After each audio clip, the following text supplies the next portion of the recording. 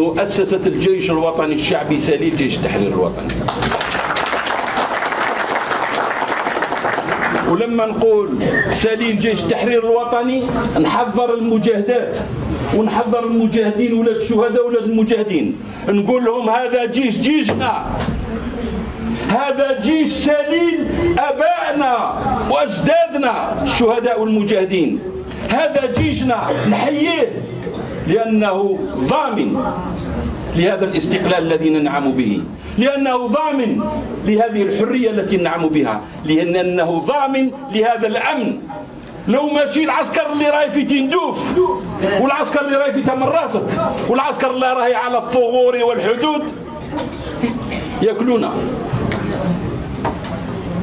ولكن عندنا رجاله ولاد رجاله ولاد ابطال ولاد نساء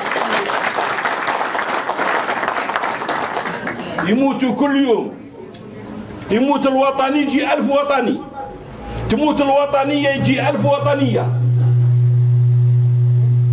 ولما نتكلم على الجيش الوطني الشعبي نقول أن له التحية الكاملة في حماية هذا الوطن، في حماية أرضه، حماية عرضه، وحماية الأجيال.